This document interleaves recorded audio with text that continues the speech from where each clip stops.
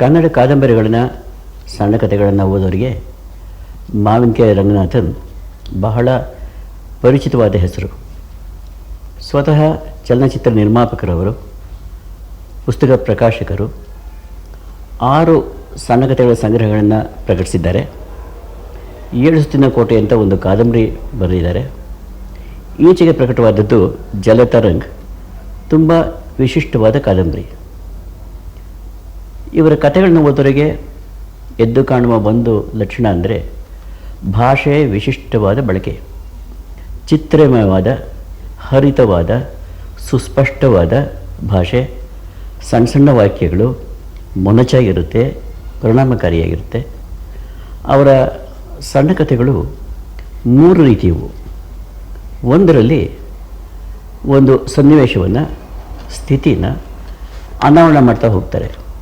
ಅಂದರೆ ಮೇಲ್ನೋಟಕ್ಕೆ ಬಹಳ ಸರಳವಾದದ್ದು ಅಂತ ಕಂಡ ಒಂದು ಸನ್ನಿವೇಶ ತಗೊಂಡು ಅದನ್ನು ಅವರು ಬಿಡಿಸ್ತಾ ಹೋದ ಹಾಗೆ ಎಷ್ಟು ಜಟಿಲವಾಗಿದೆ, ಎಂಥ ಚಕ್ರವ್ಯೂಹ ಇದೆ, ಬದುಕು ಸರಳವಾದ ಸನ್ನಿವೇಶ ಅಂತ ಕಾಣೋದರಲ್ಲಿ ಎಷ್ಟು ಸಂಕೀರ್ಣತೆಯನ್ನು ಅಡಗಿಸಿರುತ್ತೆ ಅಂತ ಆಶ್ಚರ್ಯವನ್ನು ಉಂಟು ಮಾಡುತ್ತೆ ಕಥೆ. ನಾವು ಯೋಚನೆ ಮಾಡೋ ಹಾಗೆ ಮಾಡುತ್ತೆ. 2ನೇ ರೀತಿಯ ಕಥೆಯಲ್ಲಿ ಸತ್ಯದರ್ಶನವಾಗುತ್ತೆ. ಅಂದರೆ ಒಂದು ಪಾತ್ರ ಯಾವುದೋ ಭ್ರಮೆಗಳನ್ನು, ಭ್ರಾಂತಿಗಳನ್ನ ಇಟ್ಕೊಂಡಿರುತ್ತೆ, ಅದರಿಂದ ಕ್ರಿಯೆಯಲ್ಲಿ ತೊಡಗುತ್ತೆ. ಆದರೆ ಕ್ರಿಯೆ ಮುಂದುವರೆದ ಹಾಗೆ ಒಂದು ಮೊಮೆಂಟ್ ಆಫ್ ಟ್ರೂತ್ ಬರುತ್ತೆ. ಅಂದರೆ ಕಣ್ಣನ್ನು ಹೊಡೆಯೋ ಹಾಗೆ ಜಾಜ್ವಲ್ಯಮಾನವಾಗಿ ಸತ್ಯ ಪ್ರಕಟವಾಗುತ್ತೆ. ಇದು ಸತ್ಯ, ನಾನು ಇಷ್ಟು ದಿವಸ ಭ್ರಮೆಯಲ್ಲಿದ್ದೆ ಅಂತ ಪಾತ್ರ ಕರಿವಾಗುತ್ತೆ. 3ನೇದು ಒಂದು ಸವಾಲಿನಂತಹ ಸನ್ನಿವೇಶವನ್ನು ಎದುರಿಸಿ ಆಯ್ಕೆ ಮಾಡಿಕೊಳ್ಳೋದು. ಅಗ್ನಿ ಪರೀಕ್ಷೆಯಂತಹ ಒಂದು ಗಳಿಗೆ ಬರುತ್ತೆ ಒಂದು ಪಾತ್ರಕ್ಕೆ.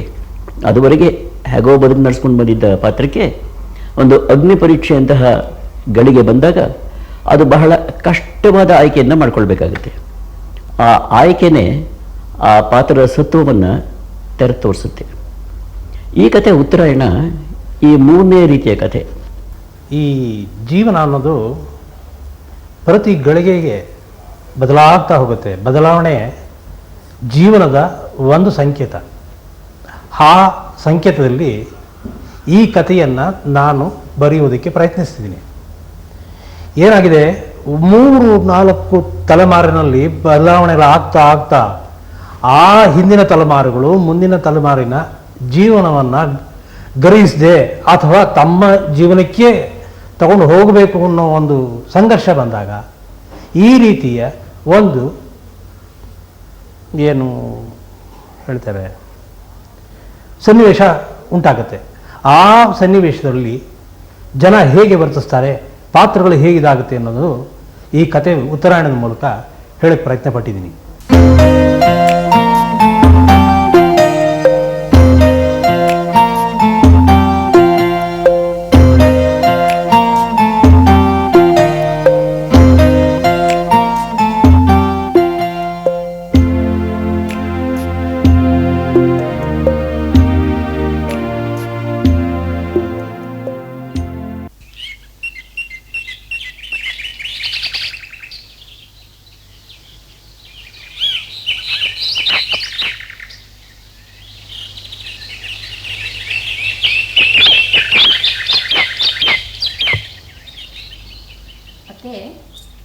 ತುಳಸಿ ತೀರ್ಥ ಇಟ್ಟಿದ್ದೀವಿ. ಅಂಡಳು, ಮಗು ಇನ್ನೂ ಎದ್ದಿಲ್ವೇನೆ? ಇನ್ನೂ ಇಲ್ಲ ಅತ್ತೆ. ರಾತ್ರಿ ಎಲ್ಲ ಒಂಚೂರು ನಿದ್ದೆ ಮಾಡಲಿಲ್ಲ, ಅದಕ್ಕೆ ನಾನೇ ಎಬ್ಬಿಸ್ಲಿಲ್ಲ.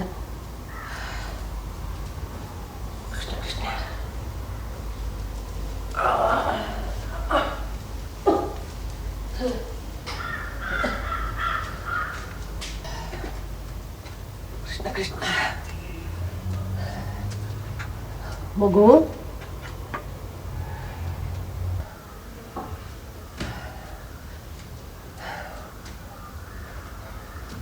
ಮಗು,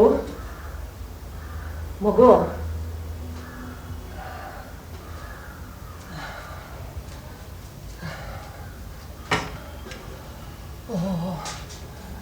ಎಷ್ಟು ಬಿಸಿಲು ಬಂದ್ಬಿಟ್ಟಿದೆ, ಇವ್ನು ಯಾಕೆ ಇನ್ನೂ ಎದ್ದಿಲ್ಲ? ಮಗು, ಲೋ ಮಗು, ಯಾಕೋ ಹೊಟ್ಟೆ ಹತ್ತಿದೆಯಲ್ಲೋ? ಇಷ್ಟೊತ್ತಾಯ್ತು ಇನ್ನೂ ಹೇಳಿಲ್ಲ ನೀನು? ಹುಷಾರಿಲ್ವಾ? ನನಗೇನು ಅಂಥದ್ದಾಗಿಲ್ಲಮ್ಮ, ಸ್ವಲ್ಪ ತಲೆ ನೋತಿದೆ ಅಷ್ಟೇ. ನೀನು ಯಾಕೆ ಹೇಳ್ಸಕ್ಕೆ ಬಂದೆ? ನಾ ಹೇಳ್ತಿದ್ದೆ. ನೀನು ಹೋಗಮ್ಮ, ನಾ ಹೇಳ್ತೀನಿ. ಸರಿ.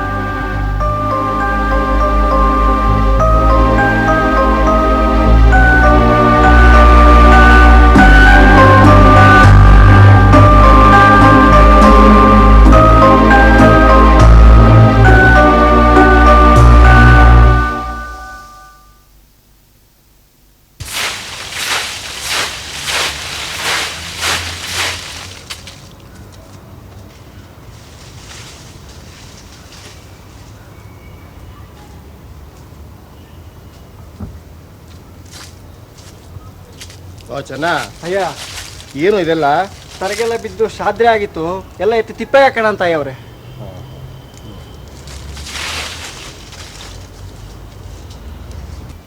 ಅಲ್ಲ ಅಯ್ಯ ಅವ್ರು ಯಾಕೆ ಇವತ್ತು ಈಟೊತ್ತು ಮಾಡ್ಕೊಂಡು ಹೋಯ್ತವ್ರಲ್ಲ?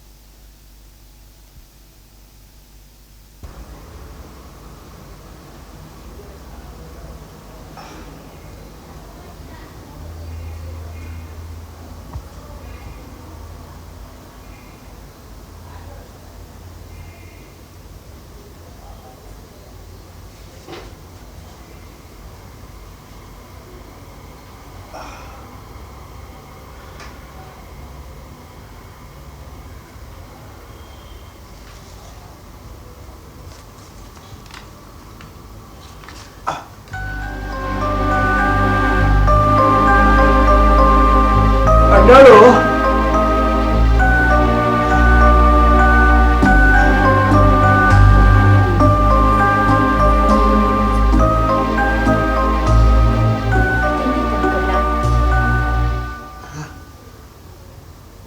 ಎದೆ ನೋಯ್ತಾ ಇದೆ. ಒಂದು ಲೀಟರ್ ನೀರು ತಂದು ಕೊಡ್ತೀಯಾ?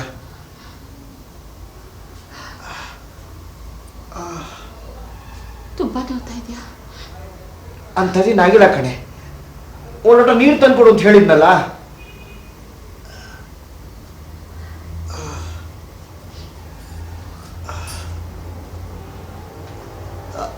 ಅಮ್ಮ ಅಮ್ಮ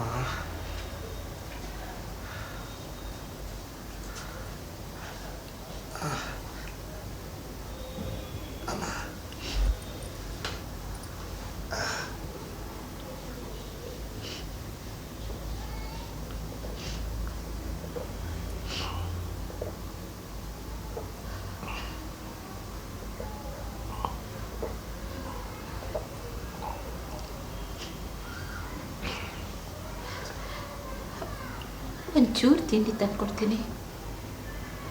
ಅಳುವಂಥದ್ದು ಏನೇ ಆಗಿದೆ ನೋಡು, ಇವಾಗ ನಂಗೆ ತಿಂಡಿ ಬೇಡ.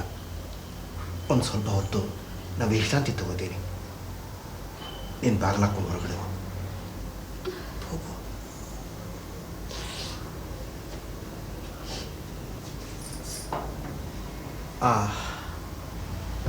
ಅಮ್ಮ ಅಯ್ಯ ಅಯ್ಯ,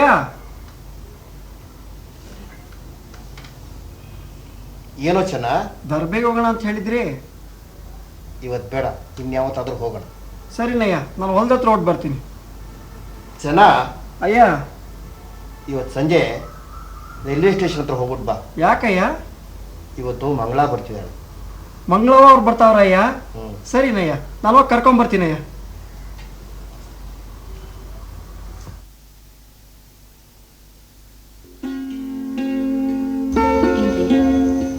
ಮಂಗಳ ಹೋಗಾಗಲೇ 6 ತಿಂಗಳಾಯ್ತು.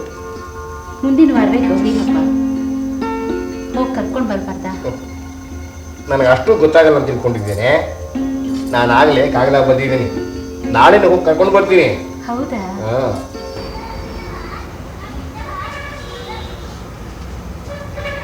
ಇಂಡಾಳು ಇಂಡಾಳು,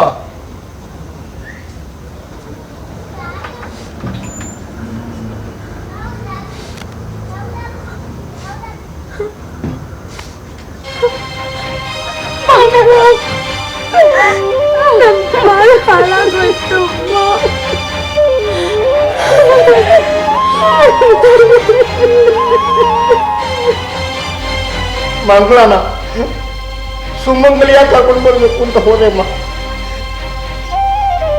ಆದ್ರೆ ವಿಧಿ ಆಟನೇ ಬೇರೆ ಇತ್ತು. ಏನಾಯ್ತು ಮಗು?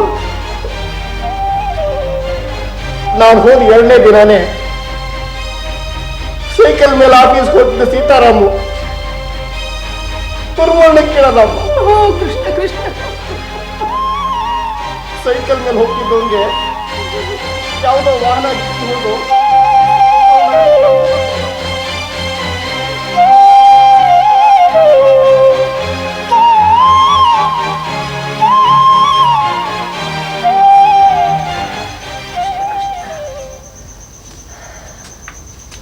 ಮಗು, ಏನಮ್ಮ? ಮಂಗಳನ್ ಮಡಿ ಹಿಡ್ಸಲ್ವೇನೋ? ಅವಳು ಇನ್ನೂ ಚಿಕ್ಕವಳಮ್ಮ, ಬೇಡ ಅಂತ ಬೇರೆ ಹಠ ಹಿಡ್ದಿದ್ದಾಳೆ. ಏನಪ್ಪ, ನೀನು ಎಲ್ಲರೂ ಹೇಳ್ದಾಗೂ ಕುಣಿತೀಯ. ಇದೆಲ್ಲ ಸಂಪ್ರದಾಯಸ್ಥರ ಮನೆ ರೀತಿ ನೀತಿ ಎಲ್ಲ ಕಣೋ. ಕೃಷ್ಣ ಕೃಷ್ಣ ಕೃಷ್ಣ ಕೃಷ್ಣ.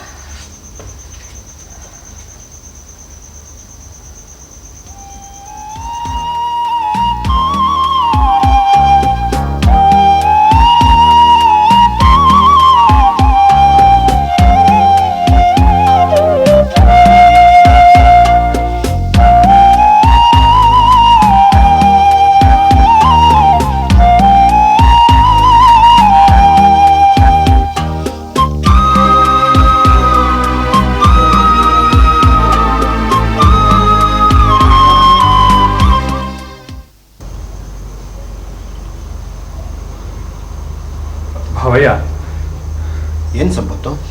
ಸೀತಾರಾಮಂದು 5 ಮಾಸಿಕ ಆಯ್ತಲ್ವಾ? ಕಳೆದ ಬೃಹಸ್ಪತಿವಾರಕ್ಕೆ 5 ಆಯ್ತು. ಆದರೂ ಮಂಗಳ ಅಳು ನಿಲ್ಲಿಸಿಲ್ಲ. ಏನು ಮಾಡೋಕ್ಕಾಗತ್ತೆ? ಎಲ್ಲ ಅವನಿಗೆ ಹಣೆ ಬರಹ ನಾವು ಅಳಿಸೋಕ್ಕಾಗತ್ತಾ? ನಾನು ಪೇಟೆ ಕಡೆ ಹೋಗಿ ಬರ್ತೀನಪ್ಪ. ಭಾವಯ್ಯ, ಮಂಗಳನ ಬಗ್ಗೆ ಏನು ಯೋಚಿಸಿದ್ದೀರಾ? ಯೋಚನೆ ಮಾಡೋಕ್ಕೇನಿದೆ? ಹುಟ್ಟಿದ ಮಗಳು ಮನೆಗೆ ಭಾರನ. ನಾನಿರೋರು ಅವಳು ನೋಡ್ಕೋತೀನಿ, ಆಮೇಲೆ ಆ ದೇವರಿದ್ದಾನೆ. ಆ ರೀತಿ ಅಲ್ಲ ಭಾವಯ್ಯ ನಾನು ಹೇಳಿದ್ದು. ಅವಳಿಗೆ ಮನೇಲಿ ಕೂರಕ್ಕಾಗಲ್ಲ, ಸದಾ ಅವಂದೇ ನೆನಪು. ಅದನ್ನ ಮರೆಯೋದಕ್ಕಾದರೂ ಕಾಲೇಜ್ಗೆ ಹೋಗ್ತೀನಿ ಅಂತಿದ್ದಾಳೆ. ನಿಮ್ಮ ಅಭಿಪ್ರಾಯ? ಮಂಗಳ ಹಾಗೆ ಹೇಳಿದಾಗ ನಾನು ತುಂಬ ಯೋಚಿಸಿದೆ. ಒಂದು ರೀತಿಲಿ ಅದು ತಪ್ಪು ಅನ್ಸಿದ್ರು, ಒಂದು ರೀತಿಲಿ ಅದು ಸರಿನೇ. ಈಗಿಂತ ನಾವು ಅವಳ ಭವಿಷ್ಯದ ಬಗ್ಗೆ ಯೋಚಿಸ್ಬೇಕಲ್ವಾ? ಆಯ್ತಪ್ಪ, ನೀವೆಲ್ಲ ಒಪ್ಪೋದಾದರೆ ಅವಳು ಕಾಲೇಜ್ ಹೋಗಿ, ನಂದೇನು ಅಭ್ಯಂತರ ಇಲ್ಲ. ನಾನು ಪೇಟೆ ಕಡೆ ಹೋಗ್ಬಿಟ್ಟು ಬರ್ತೀನಪ್ಪ. ಮಂಗಳ,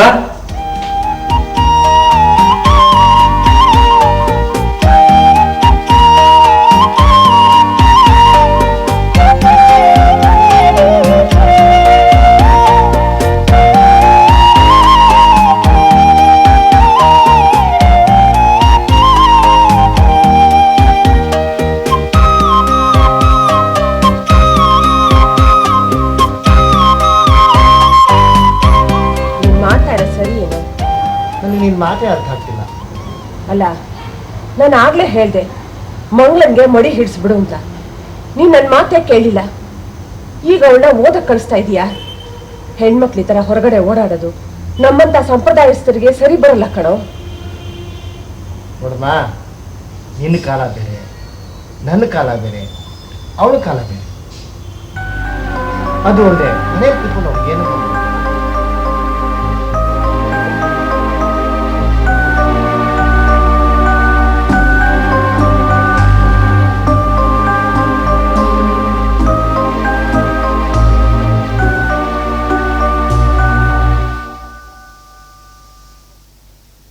ನಂದು ಪಾಸ್ ಆಯ್ತಪ್ಪ.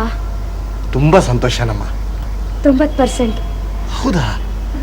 ಅಪ್ಪ, ನನಗೆ ಮುಂದೆ ಮೆಡಿಕಲ್ ಓದಬೇಕು ಅಂತ ಆಸೆ.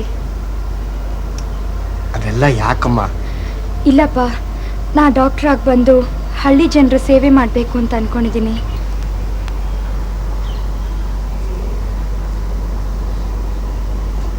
ಅಪ್ಪ, ನಾ ಜೀವನದಲ್ಲಿ ಎಲ್ಲ ಕಳ್ಕೊಂಡಿದ್ದೀನಿ. ನನಗಿನ್ನೇನೂ ಇಲ್ಲ. ದಯವಿಟ್ಟು ಇಲ್ಲ ಅನ್ಬೇಡಿಪ್ಪ.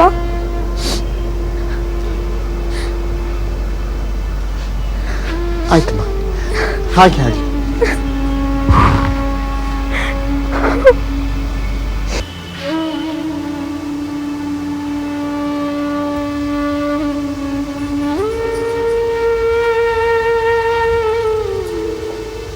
ರೀ ರೀ, ಎಲೆ ಹಾಕೋ ಹೊತ್ತಾಯ್ತು, ಇನ್ನೂ ಮಲಗಿದಿರಲ್ಲ. ಊಟಕ್ಕೆ ಬಡಿಸ್ಲಾ? ಊಟ ಬೇಡ ಕಣೆ, ಬಾಗ್ಲಾಕು.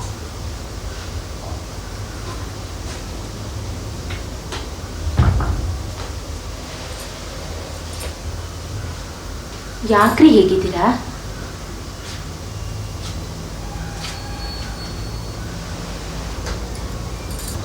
ಅಂದಾಳು, ಕಾಲ ಬದಲಾಗಿದೆ ಕಣೆ.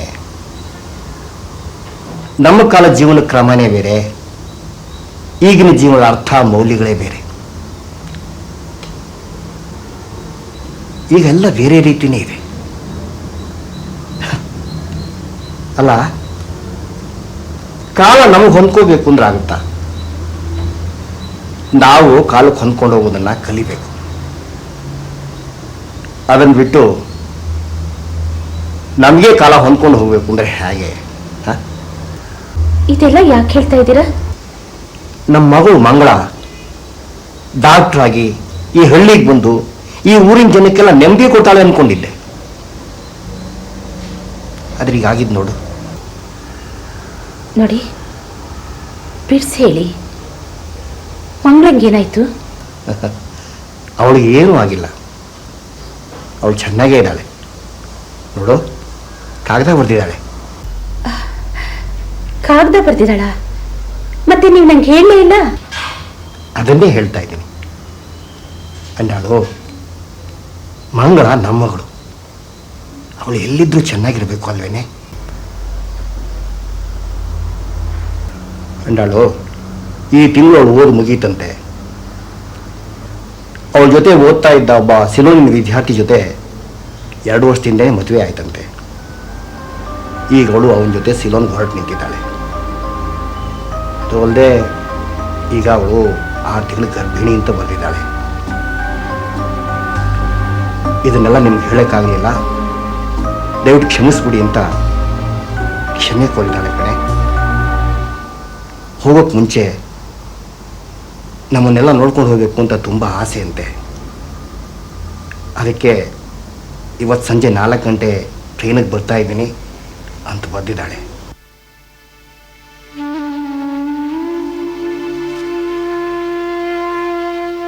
ಅಲ್ವೇ? ಮಗಳು ಮನೆಗೆ ಬರ್ತೀನಿ ಅಂದರೆ ಕಣ್ಣೀರು ಹಾಕ್ತಾಳೆ.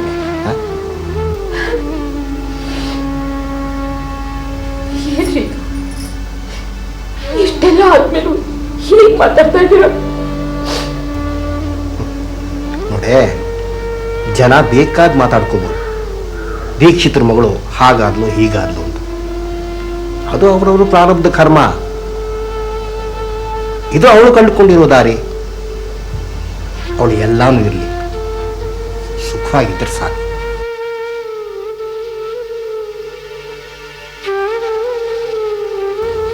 ಅಂದಾಳು, ಇವತ್ತು ಅಡುಗೆ ಜೊತೆ ಸ್ವಲ್ಪ ಪಾಯಸ ಮಾಡಿ. ಮಂಗಳ ಬರ್ತಾಳಲ್ವಾ? ಹೋಗು, ಟ್ರೈನ್ ಬರೋ ಹೊತ್ತಾಯ್ತು, ಹೋಗು.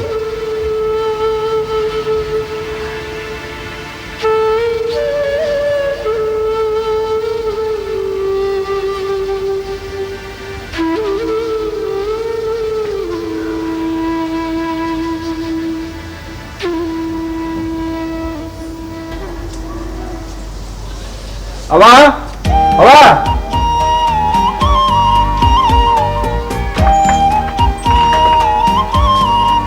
ಅಕ್ಕ, ಒಂದ್ ನಿಮಿಷ ಇರು. ಅಕ್ಕ ಬೇಗ ಬಾ. ಒಬ್ಳೇ ಬಂದ್ಯಾ? ಚೆನ್ನಾಗಿದ್ಯಮ್ಮ?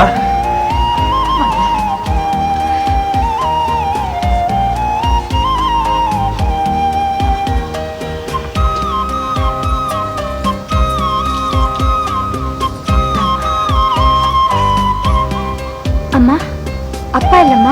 ದೇವ್ರ ಮಲ್ಲಿದ್ದಾರೆ, ಬಾ ಹೋಗೋಣ.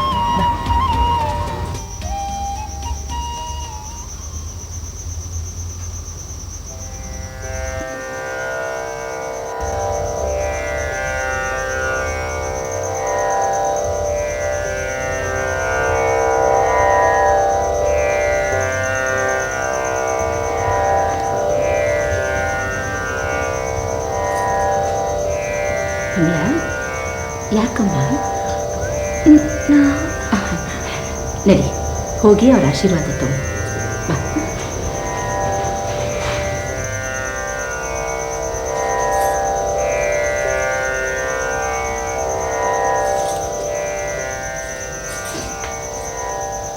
ಅಪ್ಪ, ಅಪ್ಪ,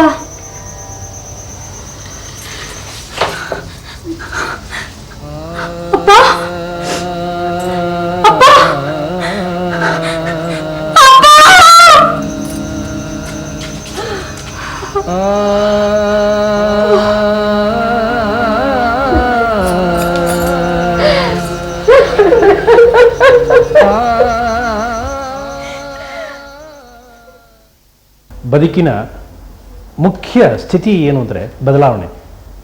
ಅದು ಪ್ರಕೃತಿಯಲ್ಲಿ, ಪ್ರತಿಯೊಬ್ಬರ ಜೀವನದಲ್ಲಿ ಗಳಿಗೆ ಆಗ್ತಾ ಇರೋ ಬದಲಾವಣೆ ಇಡೀ ಸಮಗ್ರಕ್ಕೆ ವ್ಯವಸ್ಥಿತವಾಗಿ ಕಾಣೋ ಒಂದು ರೀತಿ. ಆ ರೀತಿಯೊಳಗೆ ತಲೆಮಾರುಗಳಿಗೆ ವ್ಯತ್ಯಾಸ ಆಗ್ತಾ ಹೋಗುತ್ತೆ. ಹಿಂದಿನ ತಲೆಮಾರು ಭಾವಿಸಿದ ರೀತಿ ಬೇರೆ, ಆಮೇಲೆ ಬರೋ ಪೀಳಿಗೆ ಭಾವಿಸೋದು ಬೇರೆ, ಹೊಸ ಪೀಳಿಗೆ ಭಾವಿಸೋದು ಬೇರೆ. ಈ ಮೂರು ಒಂದೇ ಸೂತ್ರದಲ್ಲಿ ಅಡಕ ಆಗತ್ಯ ಪ್ರಯತ್ನಿಸ್ತೀವ, ಇದೆಲ್ಲ ಆಯಾ ವ್ಯಕ್ತಿಯ ಇದರ ಮೇಲೆ ಹೋಗುತ್ತೆ. ಈಗ ಆಗದೆ ಹೋದಾಗ ಒಂದು ಸಂಘರ್ಷ ಉಂಟಾಗತ್ತೆ. ಆ ಸಂಘರ್ಷದ ರೀತಿಯನ್ನು ಉತ್ತರಾಯಣದಲ್ಲಿ ನಾನು ಹೇಳೋದಕ್ಕೆ ಪ್ರಯತ್ನ ಪಟ್ಟಿದ್ದೇನೆ. ತಮಗೆ ಆ ಕತೆ ಹಿತವಾದರೆ ನನಗೆ ತುಂಬ ಸಂತೋಷ. ನಮಸ್ಕಾರ.